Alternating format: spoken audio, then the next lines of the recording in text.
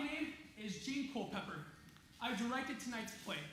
Before we begin, I'd like to ask you all to please take out your phones and silence them, as well as any other electronic devices.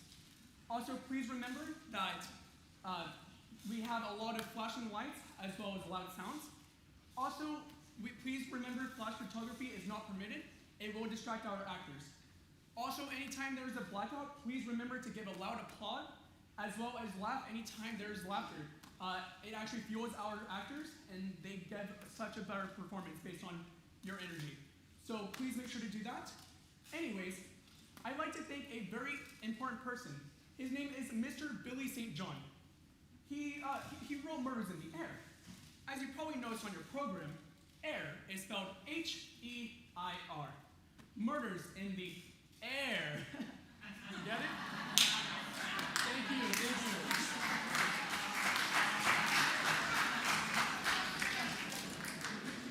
Thank you. After the show, can someone please explain it to me?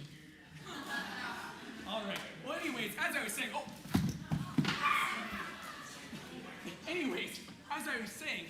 I was very flattered when Mr. Billy St. John contacted me and asked me to direct his play's premiere production.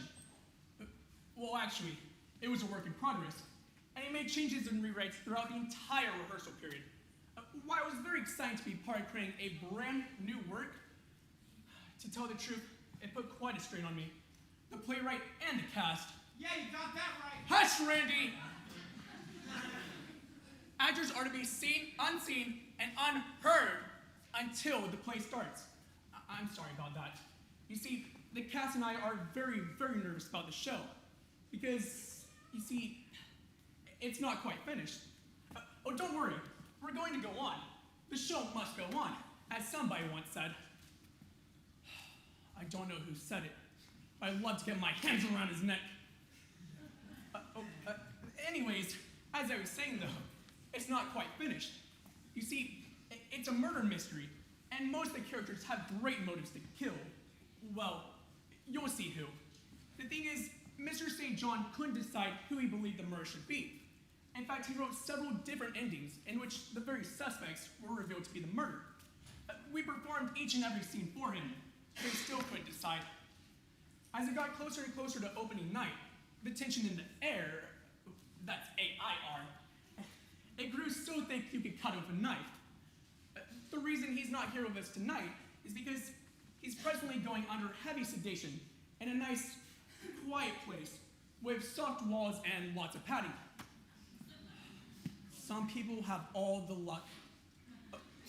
But the cast and crew and I are here though, and we're determined to provide an entertaining show for y'all, even if it kills us.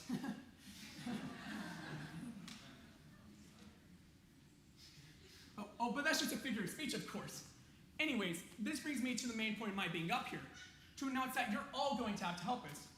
As you walked in, you probably noticed we handed you a loose slip of paper, a ballot of sorts.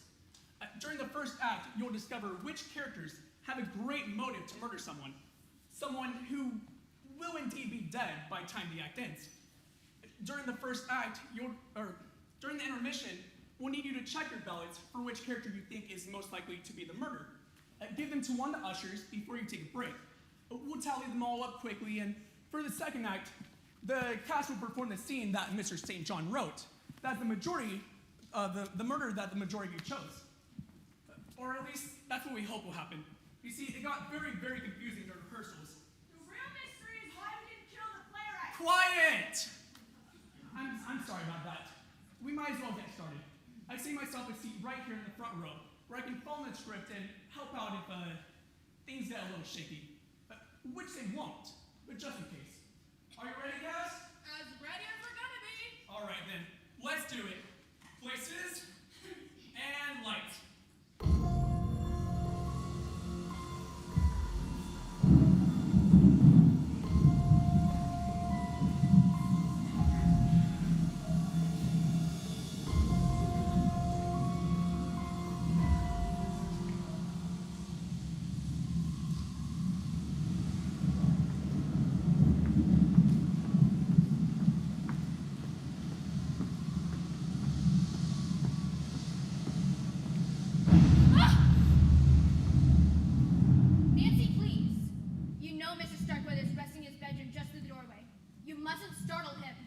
sorry, Miss Withers, but you startled me. My apologies. But I dare say, a slight scare will do you no harm. However, a sudden shock to a man in his 90s, and Mr. Starkweather's medical condition, could prove to be fatal. Remember that, girl. Yes, ma'am. I suppose this terrible storm just has me a bit edgy. Yes, it isn't tempestuous evening. I suppose all of the guests have been shown to their rooms? Yes. Well, all but Mr. Starkweather's grandson, Mr. Simon III. It's a long drive from the college, and the storm, you know? I do hope we can start without him. It's already past Mr. Starkweather's bedtime, and he must have his rest. I assure you, Miss Withers, the room is spotlessly clean. I certainly hope so. Mr. Starkweather's asthmatic condition makes the merest mote of dust potentially lethal.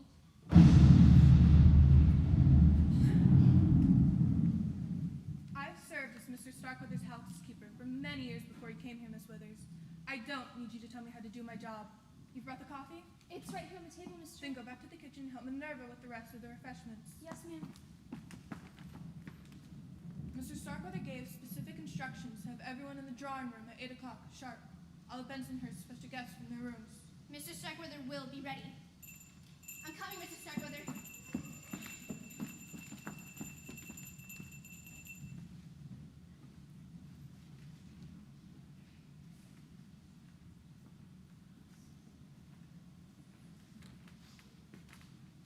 I don't get all the cars parked in the garage like you told me.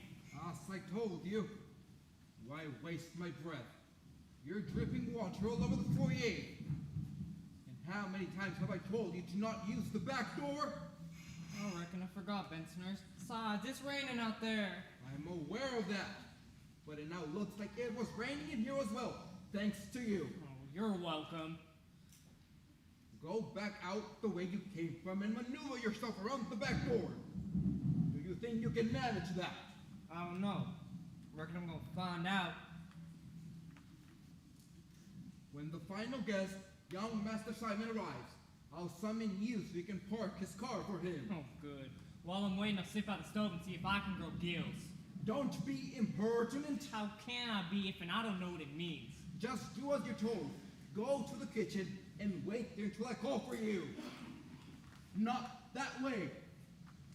Have you forgotten already that I told you to go around the back door? No, but I was hoping you had.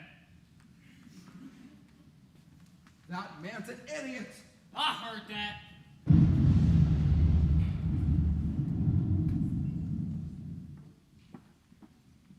Where do you want me to put this one, Minerva? On the table. Careful with it. Yes, ma'am.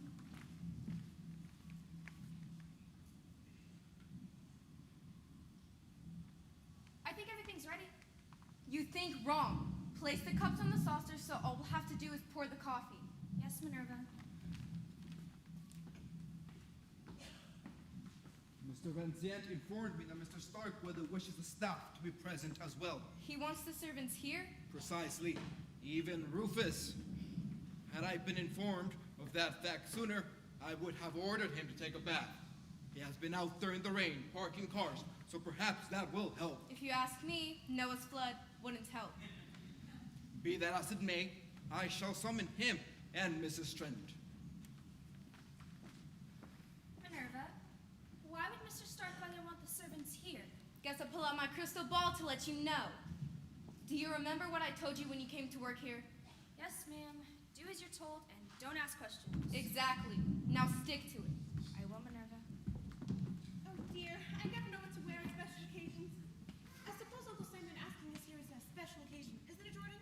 I suppose so when you consider that most of the time he treats us like lepers. You think Uncle Simon treats us like jungle cats? No, not leopards, Mother. Never mind. Oh, and don't worry, Mother. You look fine. Why, thank you, son. I'll tell you one thing. If we should ever happen to inherit this mausoleum, the first thing we should do is call up the Adams family and let them know it's on the market. Counting chickens, are we? Minerva, I didn't see you and your attractive young helper there. Nancy is a nice girl, and I mean for her to stay that way. I'm sure I don't know what you mean. I doubt that. I don't understand. I believe that. Miss Fiona, why don't you have a seat and we'll bring you some coffee. Coffee? That sounds nice. It's a little damp in here. That's because it's a lot damp out there.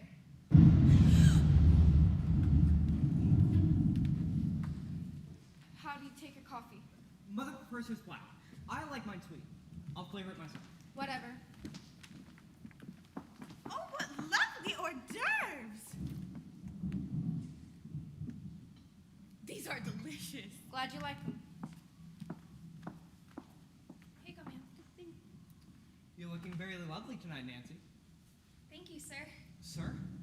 Hearing that makes me feel as old as great Uncle Simon. Please, call me Jordan. She'll call you Mr. Starkweather, the way a proper maid should. If anyone calls you another name, it'll be me. And trust me, you don't want to know the one I'm thinking.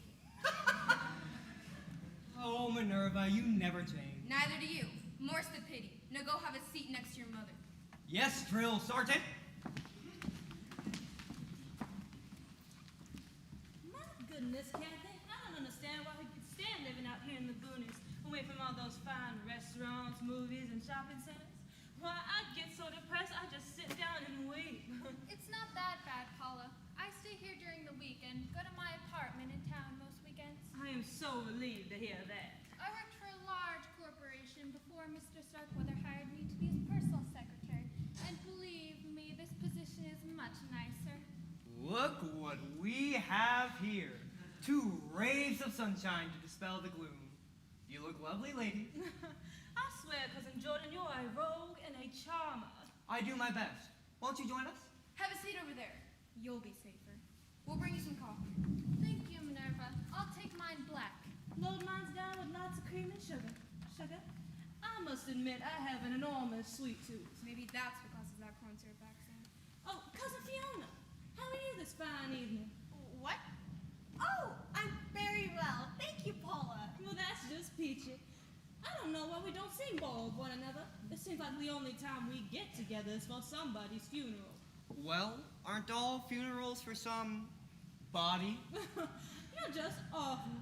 Don't be morbid, Cousin Jordan. I'm just glad today is an exception to that rule. For once, no one is dead. So far, anyways. You're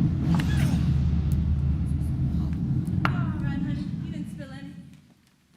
What did you mean by that remark, Jordan? It's nothing. It's just that when you called me and Mother up to Starkweather Mansion this weekend, I assumed at first you were going to tell us that, Great Uncle Simon had passed on. You wish. I had even started to pack my new black dress. It was only natural to assume, of course. He is up in years and in bad health. Though I was relieved to hear that the old boy is still with us, of course. Kathy, I bet you know why Great Uncle Simon called us out here this frightful evening. Go on, tell us.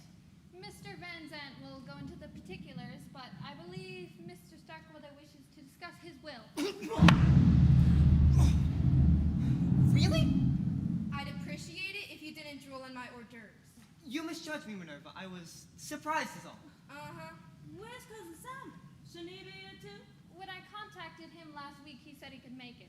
Apparently, he's going to be late. If he's tried to call here tonight, he can't. The phones are down. Well, if we're gonna talk about the will, he should be here. He is Great Uncle Simon's only grandbaby after all. Yeah, and he'll probably get everything, too. Excuse me, folks. I hate to interrupt. Oh, you're doing great, guys. You really are. Folks, I suggested to Mr. St. John that these family relationships might be a bit confusing. He agreed and was going to write a scene that explained everything. He was working on it when he, snapped like a rubber band. So I'll just tell you. I believe the family trees might be in your program.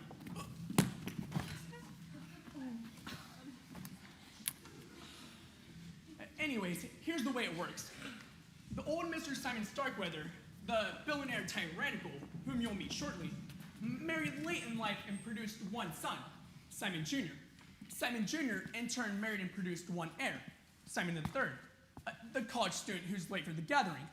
The old Mrs. Starkweather, Simon II, and his wife are now deceased.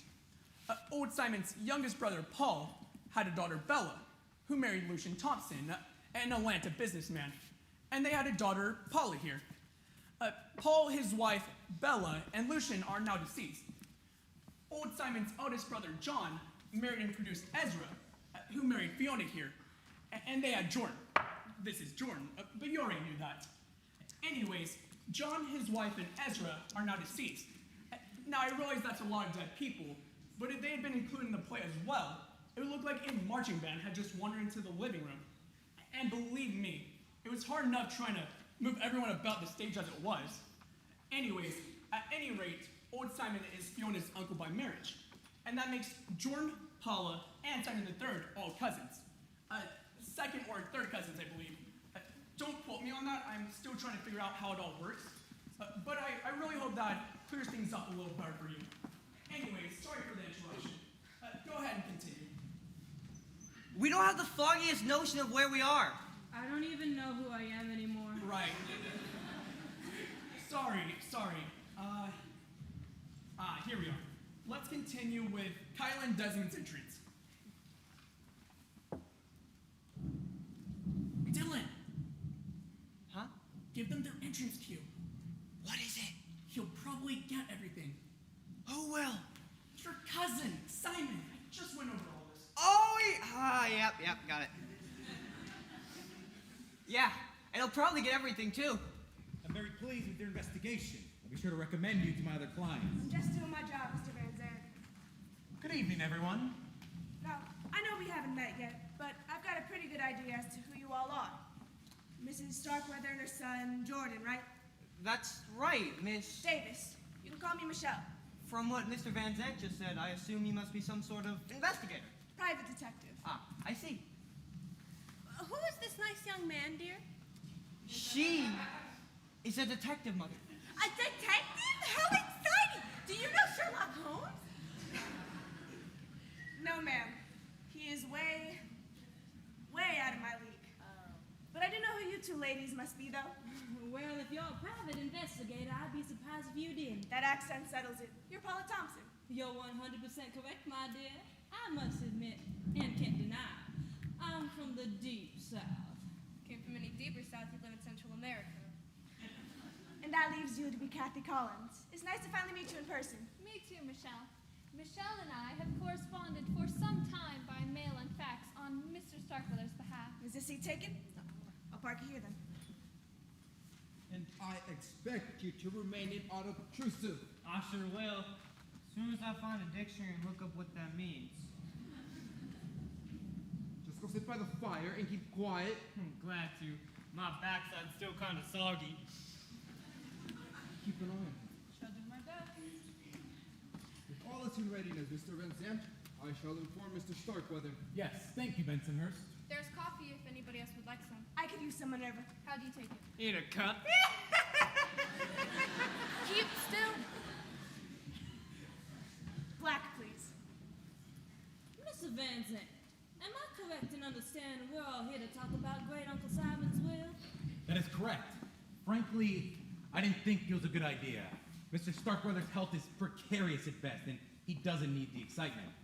I advised him to communicate with you all by mail, and he just seemed to not want to follow those rules. I just hope he can make it by the end of tonight.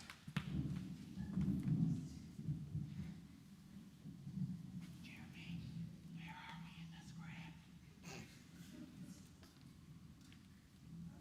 Ms. Withers is bringing Mr. Starkweather in to join us. Can I move now?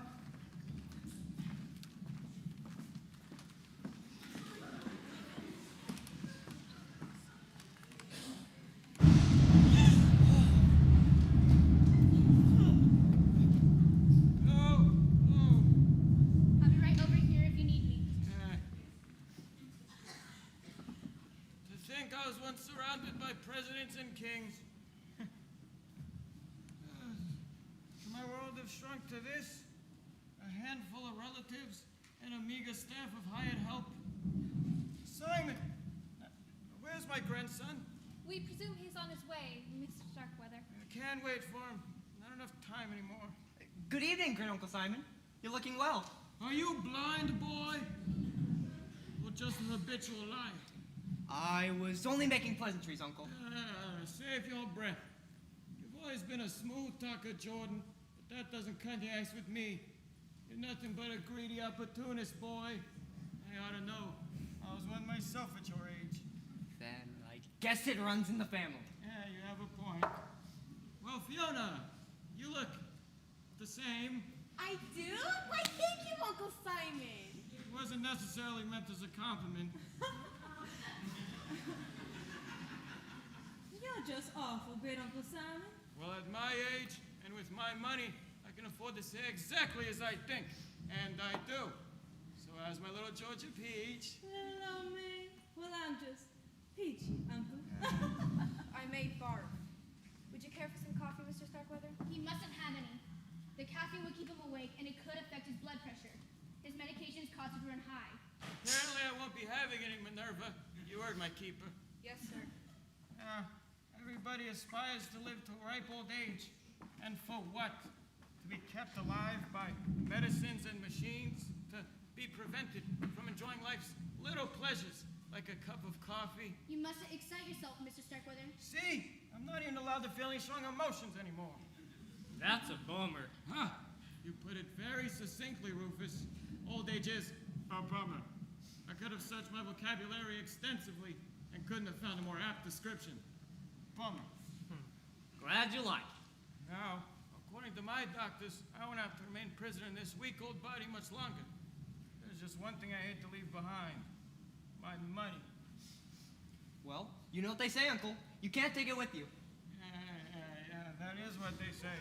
So several years ago, I had Lois, my bad, draw up a will. I suppose you'd all like to know I provided for you, my heirs. Well, I, for one, am a teensy bit curious. A teensy bit, eh? I was afraid something like this might happen. Here, Mr. Starkweather, breathe deeply. Oh, thank you. See what you've done? Me? Well, I did. Should somebody call an ambulance? We can't. The phones are dead. It's all right. He needs to breathe pure oxygen for a few moments. Tell them. Very well. This is the will Mr. Starkweather was referring to. As you all know, he's been a phenomenally successful businessman for many years. I'll say, he's been on the cover of Forbes magazine at least a dozen times. Never read it. He has the distinction of becoming one of the world's first billionaires. You know, 20 years ago, I begged Darazer to ask his uncle for advice on his business investments. But he was too proud. Yeah, Dad had his pride. Lots of pride and very, very little money. If I may continue, Mr. Starkweather's fortune is now worth in the neighborhood of $50 billion. If I'd have known that, I would have asked for a raise. I won't go into the details, but the will essentially bequests $1 million to each of his household staff. Mr. Bensonhurst, his butler, Miss Trent, his housekeeper, Minerva Walker, his cook, Miss Withers, his nurse, Nancy Pollard, his maid, and Rufus Jones, his handyman. Forget the raise. Oh, Mr. Starkweather, I had no idea. The will goes on to state the rest of the money is being divided equally among his surviving relatives.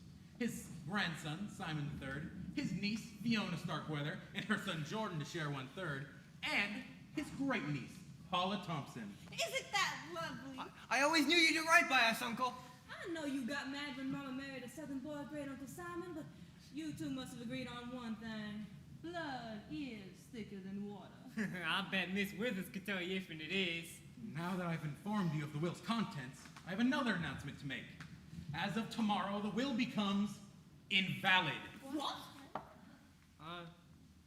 What does invalid mean? Invalid. It means no good. Oh, I had a brother that's invalid. Mr. Van Sant means we're not gonna get the money, you fool! Oh, guess I won't be buying that big screen TV I was thinking about after all. Thank you. Sit. You too, Lois. Why did you decide to disinherit us, Uncle? I found a better use of my money, that's why. Oh, but don't worry. Each of you in the old will be receiving $50,000 each. 50,000? Out of 50 billion? Now, Lois here advised me it'd be a good idea to leave you a little something so that you'd be less likely to contest my new will. New will? Yeah, exactly. That's why I asked Kathy here to stay over at Starkweather Mansion this weekend to type it up nice and legal for my signature. And Miss Davis, as a disinterested party, will witness the signing. Lois will have it at the courthouse come Monday. Wait, Miss Davis said she's a detective. What did you have her to do? Yeah, go ahead and tell me. Mr. Starkweather hired me to conduct an investigation on the quiet. For the last 6 months, I've traveled to a dozen or more foreign countries, checking out some of the world's most brilliant scientists. Some well-known, others who prefer to keep their experiments hush-hush. I succeeded in finding one in Belgium. Let's call him Dr. X, who agreed to do the procedure that Mr. Starkweather wants, which is to clone himself. Oh my goodness. That's insane! You must be kids immoral. I don't understand. Good. Glad I'm not the only one. Those blood and skin samples you had me prepare? The ones you said would be examined by specialists. They were examined by specialists. Specialists in DNA. I thought you were trying to find a cure. I was. Not for my various ailments, but a cure for dying. And I did find that. Cloning. Precisely. Through modern science, I shall live forever!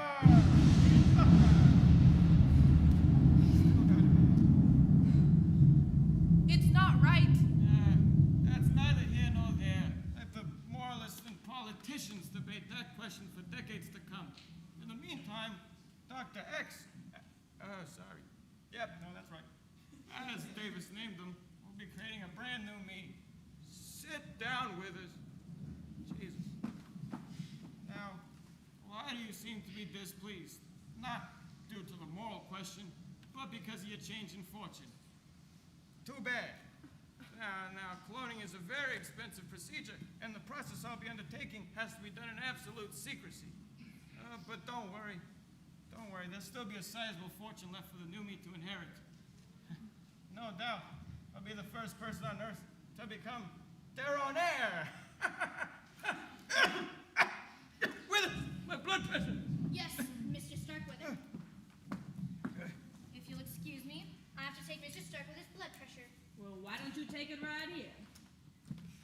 Mr. Starkweather's arms are too frail for me to get a proper reading. This is an outsized cuff, made to go around a patient's thigh. He can withstand the pressure better there. Mr. Starkweather's had enough excitement for one evening. I shall put him to bed. I guess our meeting's concluded unless anyone has any further questions. I do.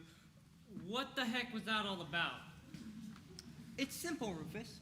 Great Uncle Simon was gonna leave us all a fortune, but he changed his mind. Instead, he decided to clone himself. Okay. Another question. What does clone mean? It means to take some cells from a person's body and make a duplicate of the original. They can do that? Oh, that's great.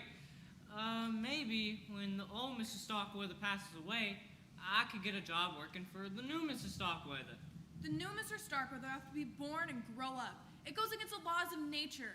How? It has all been arranged. Once Dr. X has created a new life, the cells will be implanted into a host mother who will carry the child to term. A host mother? Who? Me. What? Why not? I'm young and healthy. I'll make a good mother for little Simon. How could you ever consider being a part of this travesty? I'll be well compensated. Besides, have you ever known anyone else to give birth to a baby billionaire? Wait, Uncle Simon's given all of his money to a baby? In a manner of speaking, yes. The will places the money into a trust fund, which I'll administer. I'll release the money to pay Dr. X and his staff to perform the cloning procedure. And after that, ample funds will be available for Kathy's needs and the child's upbringing and education. Once the child has grown and trained in high finance, the fortune will be turned over to him. The kid will look, think, and act like Simon Starkweather. He could conceivably parlay those billions into trillions by the time he's an old man. But for what purpose? To leave it to another clone, then another, and another? When will it end? When there's a Simon Starkweather rich and powerful enough to rule the world? We didn't discuss it, but you might as well be right. How could you condone such madness? I can see why he would. Mr. Van Zandt and the Collins girl live like billionaires themselves off Mr. Starkweather's money. Money that should have gone to us and his family. But I guess you'll get rich too, since you're part of his scheme. Not me. I did what I was paid to do. My part's over. I'll take my very generous check and leave.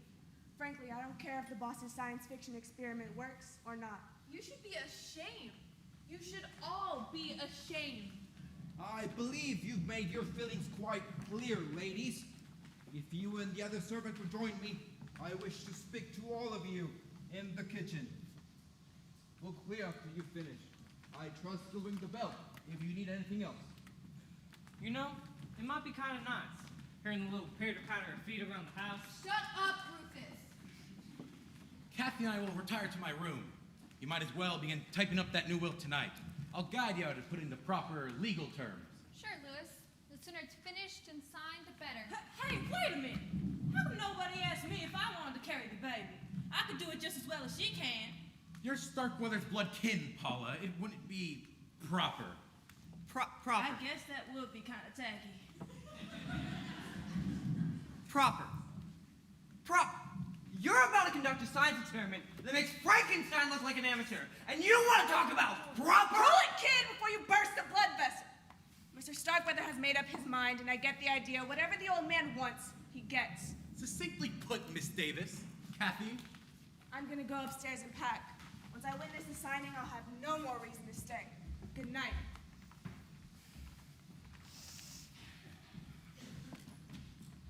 We were wrong! We were? Yes, Mother, we were. Great Uncle Simon dangled a fortune right in front of our noses and then snatched it away. That was mean. Mean? That man is a monster. Didn't you see the evil glint in his eye? Oh, he loved pulling the rug right from out under our feet. At least he left us that 50,000. To him, that's no more than tossing a dime to a beggar. And you heard him. It was just so that we don't break his new will. Yeah. I wish you were dead. I wish that old goat would drop dead tonight. That would serve him right. You know, if Uncle Simon were to die tonight, then we get all of our money. Wouldn't we, my dear? Would anyone care for a game of bridge? Oh, God.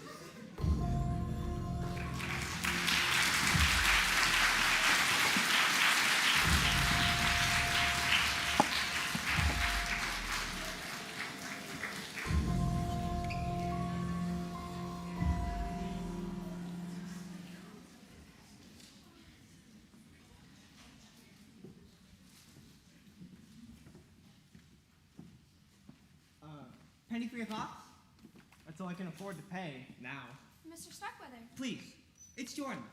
At least when Minerva, the dragon lady, isn't around. I thought everyone had gone to bed. I was gonna turn in, but I got the urge for a midnight snack. I can go fix you something. Never mind that. What are you doing up? Miss Trent sent me in here to make sure that the fire was closed, so the embers wouldn't pop out onto the rug. And burn Starkweather Mansion to the ground. You know, that wouldn't be such a bad idea after all. You shouldn't say that. You know Mr. Starkweather's an invalid. How can You read my mind. Jordan! Got you to call me by my first name. You mustn't even suggest a thing. It's just wrong. Why should that surprise you? Everybody knows I'm the black sheep of the family. If it were to happen tonight, you'd have $1 million. And I'd have billions. Think of the good times we could have together. No! It's tempting. Admit it. It's not. It's a horrible idea. Which part? The part about the money? Or the part about us? The part about the money? Well, what about us? Nancy!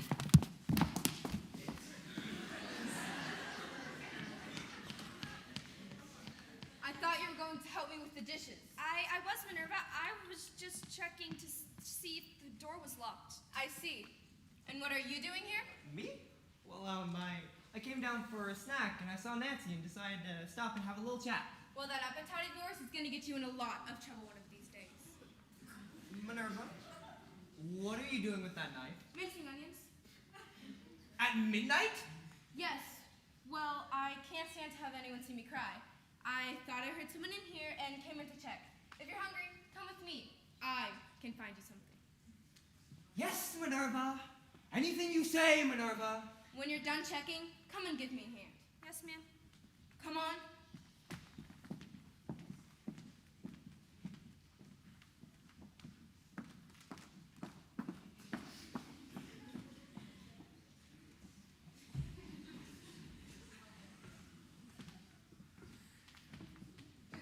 Rufus! Whoa! I thought I heard someone come in. It was just me. So I see.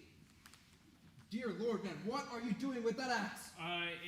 It's like this. You see, I was chopping wood for the fire this afternoon before it started raining, but I didn't put the axe back in the shed. I done forgot.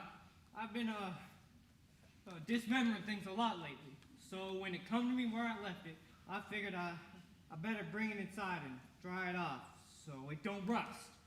That's fine. But why bring it into the living room? Besides, how many times do I have to tell you to use the back door? As many times as you want. I ain't counting. I swear, Rufus, you'll be the death of me yet. Go to the kitchen and have Miss Trent give you a towel. I ain't wet it. Quick. I know that should drive me out. Oh, right. The back door. If that man had a brain, he'd be dangerous. I heard that.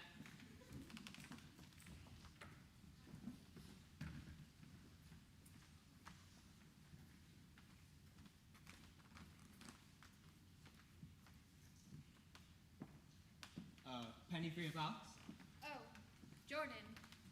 I just came down for a breath of fresh air. What are you doing up this late? Munchies. Want a cookie? No thanks. So, did you and Mr. Van Zant finish that new will? Yes, it's all ready except for Mr. Starkweather's signature. I see you've calmed down. I wouldn't blame you if you hated me. Hated you? Why would I hate you? If I was in your shoes, I would do the exact same thing. I'm sure you would, Jordan. Minerva was right. Being the mother of little Simon will be the next best thing to owning the billions yourself. You're forgetting something, though. What? The little tyke will need a dad. Someone to guide him and mold him into the perfect replica of Great Uncle Simon. A heartless, money-making machine. You think so? Oh, I know so. And who better than I? You know, you're a very attractive woman, Kathy. Maybe we can mix business with pleasure. Take your crummy hands off me. What? You're getting cookie crumbs on my blouse. And by the way, forget it. If I decide little Simon needs a father, after he's born, I'll pick a suitable husband then.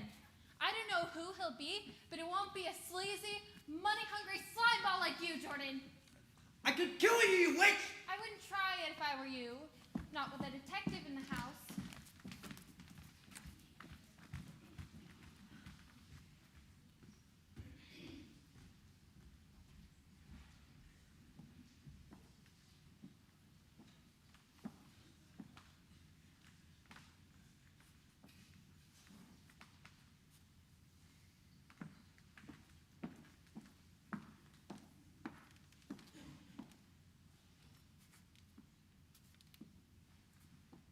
Aren't you finished in here yet? I have to make everything all right. Well, hurry up, girl. Minerva wants you in the kitchen. Yes, ma'am. Don't dawdle.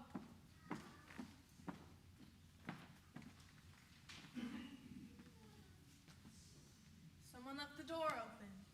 Guess I'll close it.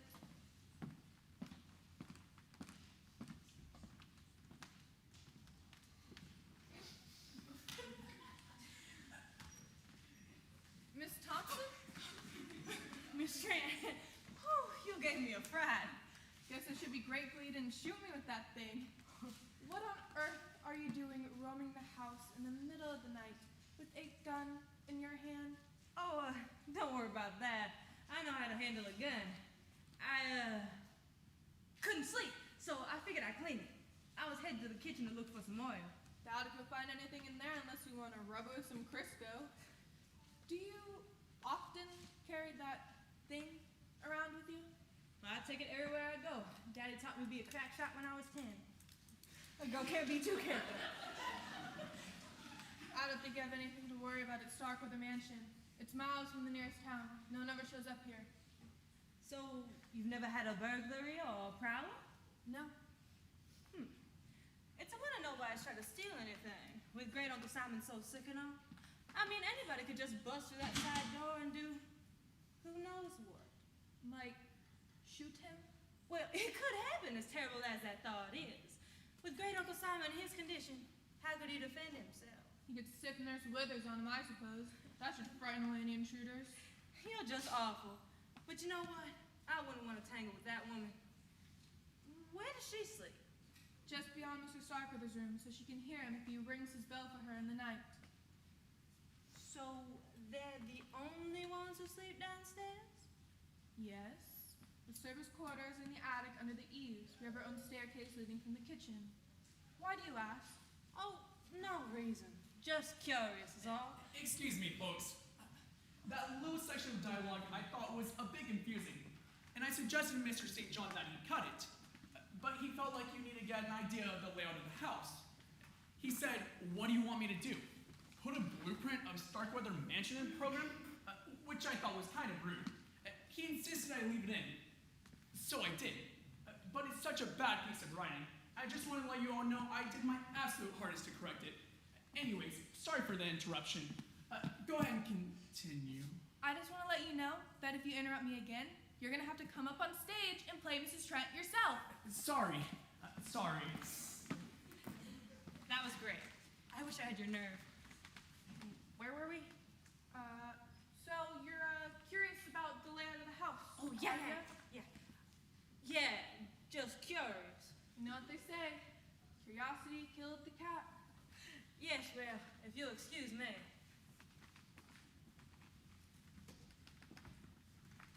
Wouldn't it be ironic if someone did break in tonight, of all nights, and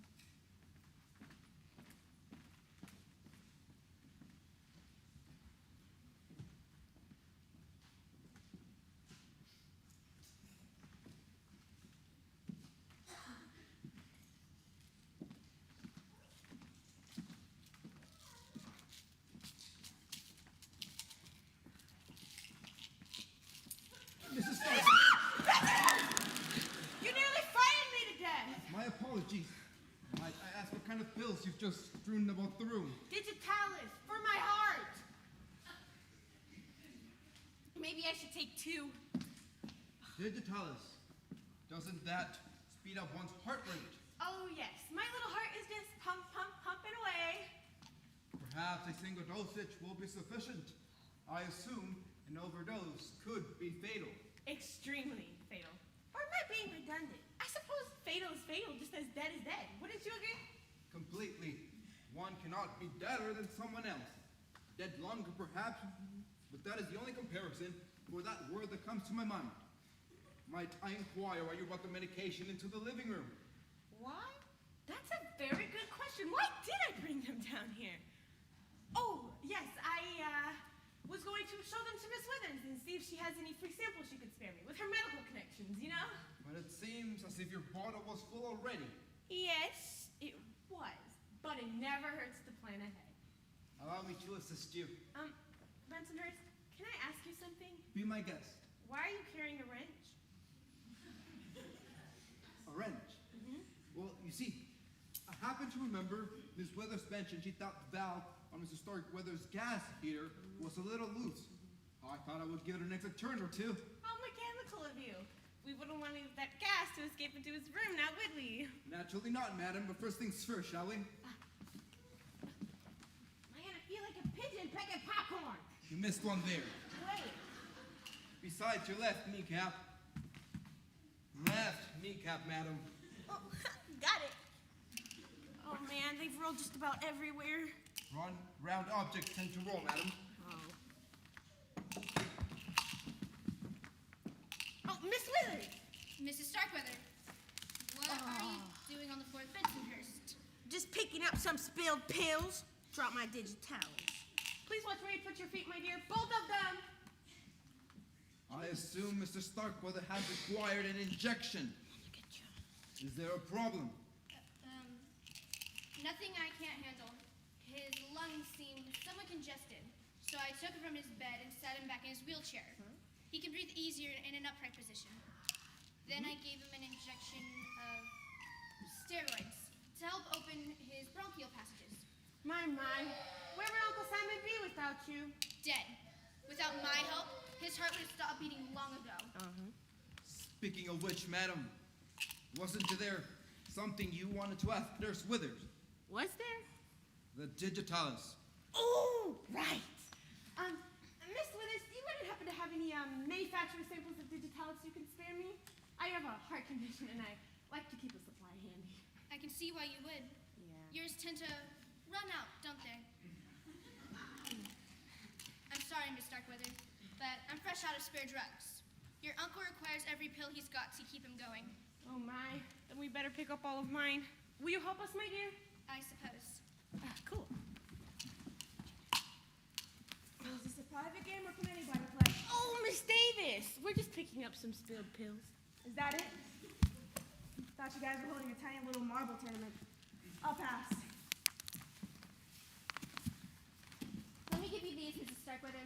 I really must return to my duties. Okay. And here are mine. Oh, thank you. Thank you from the bottom of my heart. If you'll excuse me, Miss Withers, how's the boss? Bossy. He sent me for a pitcher of fresh drinking water. If I'm not back in a moment, he'll start ringing his handbell for me. See what I mean? I'll be right there, Mrs. Starkweather. I gather he rings for you a lot? Incessantly. When he stops ringing the bell, I'll know he's kicked the bucket. Spoken like a true member of the medical profession. What's with the wrench, Bensonhurst? Got some problem I can help you with? Thank you, madam.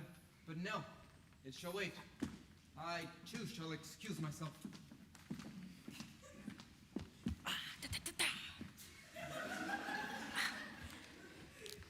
Well, You're up kind of late, Mrs. Starkweather. I couldn't sleep. What about you, Miss Davis? I'm a real night owl. Besides, I was hoping to meet young Simon Starkweather. He's yet to arrive. Young Simon's a sweet boy. I do sure hope he's all right. With the storm and all. I'm sure he just pulled over and let it pass.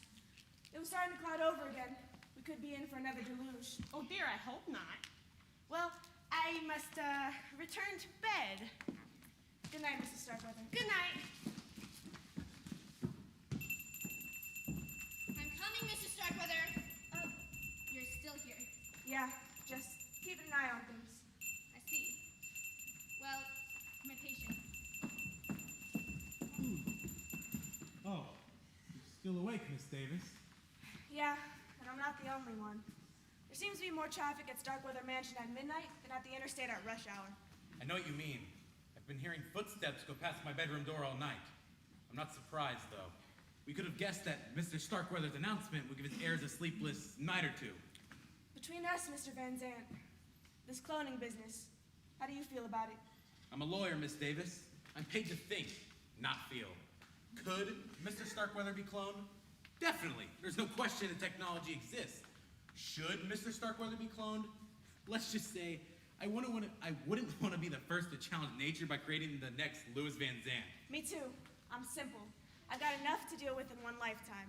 The sooner we can get this signing over with and I can get back to the real world, the better. The new will is finished. He can sign it first thing in the morning. The old boy's still up. His nurse was in here a minute ago. I heard him ringing his bell for her. Then there's no reason he can't sign it now. That's what I'm thinking. The people in this house are as tense as a bunch of long-tailed cats in a room full of rocking chairs. I know I'll feel better once the boss's plan is a done deal. I'll go up to my room and get that new will. Why don't you let Mr. Starkweather know? What in the world? The circuit breaker must have tripped. But the storm passed hours ago. I know. I don't like this. I don't like this at all. I'll go find Bensonhurst and have him show me where the main breaker is. All right, I'll let Mr. Starkweather know we're taking care of it. Tools in the tray. It's all right, Mr. Starkweather. Mr. Starkweather? Hello? Is anyone in here? Miss Trent? Bensonhurst? Anyone? Kathy, I think there's something wrong with Mr. Starkweather. I don't know where that nurse is. No. He hasn't signed the will yet, has he? No, perhaps he just fainted. We need light. Miss Davis is trying to. Mr. Starkweather! What's happened? Somebody struck me. It's Mr. Starkweather! Help him!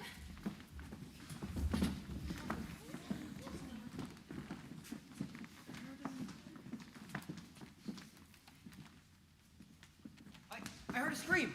He's dead. Someone put the blood pressure cuff around his neck and pumped it to the maximum. 300 millimeters of mercury. Mr. Starkweather's been strangled to death. Who could have done such a thing? Give me a break. I see you and nearly everyone else in this house are on the top 10 list. Me? Hold it down. Let me see the body. Those drops on his robe? Is it blood? I'm not sure. What else could it be? Leave it to me. Leave it to me. I'm the detective, remember? What can you tell us, Miss Withers? After I brought in the pitcher of water and made sure he was breathing all right, I went to my room and laid across my bed. A few minutes later, the lights went out. I noticed that too. Quiet! Mr. Starkweather started ringing his bell. I was lighting a candle when someone struck me with a heavy object. I must have blacked out. When I came to, the lights were Yeah, on. I got it from there. Well, Miss Davis, you seem to be in charge. What do we do now? We keep trying the phones until we can get through to the police. If the lines aren't up by morning, then someone will have to drive into town and report there's been a murder at Starkweather Mansion. A murder? I mean, maybe the old man done himself in. Or maybe not. Oh, young Master Simon, you made it. And boy, do we got a surprise for you.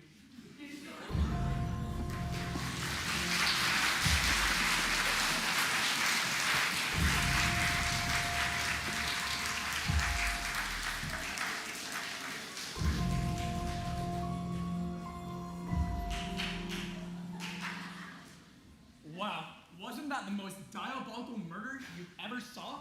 Yes. Don't you just love it? The way Mr. St. John's mind worked? It's no wonder he went bonkers. Now remember, first thing during the intermission, we need you to check your ballots for which character you think is most likely to have murdered Simon Starkweather. We'll have ushers up here, as well as at the doors, and if you need a pen to sign, you can go to the people up at the doors. Make sure to hand it to one of them, and we'll take care of the rest. Anyways, we'll see you in 15 minutes.